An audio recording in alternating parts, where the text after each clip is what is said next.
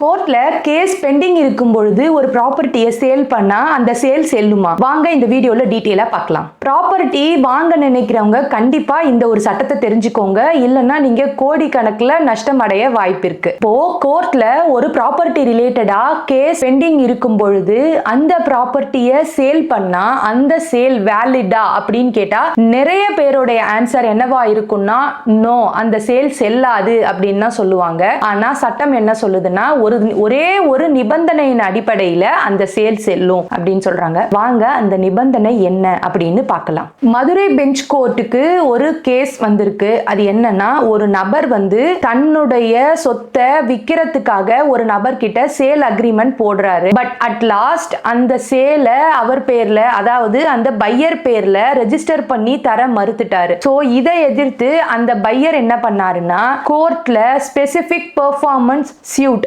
அப்படிங்கிற ஒரு கேஸை ஃபைல் பண்ணிருக்காரு. சோ இந்த கேஸ் நடந்துட்டு இருக்க மீன்வைல் டைம்லயே அந்த செல்லர் என்ன பண்ணாருன்னா வேற ஒருத்தருக்கு அந்த ப்ராப்பர்ட்டியை வித்துட்டாரு. அந்த ப்ராப்பர்ட்டியை வாங்கின பர்சனும் இன்னொரு பர்சனுக்கு வித்துட்டாரு. சோ இத தனியா கருத்துல கொண்ட நம்மளுடைய மாண்புமிகு நீதிமன்றம் ஒரு தீர்ப்பையும் கொடுத்திருக்காங்க. ஸ்பெசிபிக் பெர்ஃபார்மன்ஸ் அடிப்படையில முதல்ல வழக்கு தொடர்ந்த நபருக்கே அந்த ப்ராப்பர்ட்டியை ரெஜிஸ்டர் பண்ணி தர சொல்லி ஆர்டரும் போட்டிருக்காங்க. அதுக்கப்புறம் வாங்கினவங்க அந்த சொத்தை நாங்க தான் உண்மையா வாங்கியிருக்கோம், முழு பணமும் செலுத்திட்டோம், எங்களுக்கு கோர்ட்ல கேஸ் நடக்கிறதே தெரியாது அப்படின்னு நீதிமன்றத்தோட தீர்ப்புக்கு எதிர்ப்பும் தெரிவிச்சிருக்காங்க. அதுதான் இங்க ரொம்ப ரொம்ப முக்கியமான விஷயம். இங்கதான் நம்மளுடைய மாண்புமிகு நீதிமன்றம் ஒரு சட்ட கொள்கையை பின்பற்றி இருக்காங்க. அது என்னன்னா டாக்ட்ரைன் ஆஃப் லிஸ் பெண்டன்ஸ் அப்படிங்கிற ஒரு கொள்கையை கடைபிடிச்சிருக்காங்க. லிஸ் பெண்டன்ஸ் அப்படிங்கிற லத்தீன் மொழி சொல்லுக்கு நம்மளுடைய தமிழ் வார்த்தையில வழக்கு நிலுவையில் உள்ளது அப்படிங்கிற ஒரு அடிப்படை கொள்கையை கடைபிடிச்சிருக்காங்க. இந்த கொள்கையை வச்சு இந்த கேஸ்ல தீர்ப்பு கொடுத்திருக்காங்க. அது எப்படி அந்த தீர்ப்பை கொடுத்திருக்காங்கன்னா, கோர்ட்ல கேஸ் பெண்டிங் இருக்கும் பொழுது அந்த ப்ராப்பர்ட்டியை விற்கலாம், சேல் பண்ணலாம், அதுக்கு ஃபுல்லா ரைட்ஸ் இருக்கு. கோர்ட் அந்த ப்ராப்பர்ட்டியை விற்க கூடாதுன்னு சொல்றதுக்கு எந்த ஒரு அதிகாரமும் இல்ல.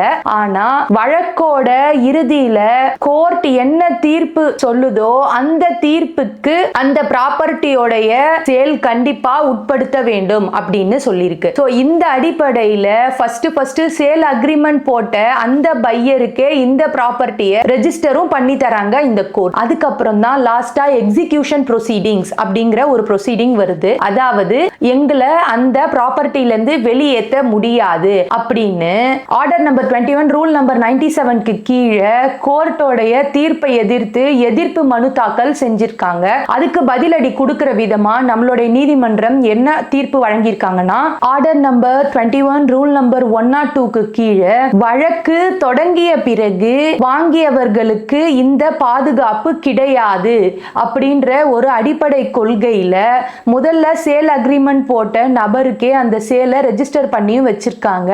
அது மட்டும் இல்லாம இந்த எக்ஸிகியூஷன் ப்ரொசீடிங்ஸை வழக்கு தொடர்ந்ததுக்கு அப்புறமா அந்த ப்ராப்பர்ட்டியை வாங்கின நபர்களால இதை தடுக்க முடியாது அப்படின்னு சொல்லியிருக்காங்க. சோ இதனால நீங்க ப்ராப்பர்ட்டி வாங்க போறீங்கன்னா ஜஸ்ட் வெறும் ஈசி மட்டும் செக் பண்ணாம, பட்டா மட்டும் செக் பண்ணாங்க, ரெஜிஸ்ட்ரேஷன் ப்ராசஸ மட்டும் கரெக்டா ஃபாலோ பண்ணாம, கோர்ட்ல சிவில் கேசஸ் ஏதாவது பெண்டிங் இருக்கா, ஸ்பெசிபிக் பெர்ஃபார்மன்ஸ் சியூட் ஏதாவது நடந்துட்டு இருக்கா, இல்லனா பார்ட்டிஷன் சியூட் ஏதாவது நடந்துட்டு இருக்கா அப்படின்னு எல்லாத்தையும் டீடைலா ஒரு அட்வொகேட் மூலமா விசாரிச்சுட்டு அதுக்கப்புறமா நீங்க ஒரு ப்ராப்பர்ட்டியை வாங்குறது ரொம்ப ரொம்ப பெட்டர். சட்டப்படியான இந்த ஒரு அடிப்படையான கண்டிப்பான நிபந்தனையை தெரிஞ்சுக்காம நீங்க எந்த ஒரு ப்ராப்பர்ட்டியும் வாங்கிடாதீங்க. மீறி வாங்கினா கோடி கணக்குல நஷ்டமும் ஏற்படும். நீங்க கஷ்டப்பட்டு வாங்கின ப்ராப்பர்ட்டியும் உங்களோடது இல்லைன்னு ஆயிடும். சோ இந்த வீடியோ உங்களுக்கு பிடிச்சிருந்ததுன்னா ஃப்ரெண்ட்ஸ் அண்ட் ஃபேமிலி கூட ஷேர் பண்ணிக்கோங்க. எங்களுடைய துவாரகா லா அசோசியேட்ஸ் யூடியூப் சேனலையும் சப்ஸ்கிரைப் பண்ணிக்கோங்க. தேங்க்யூ.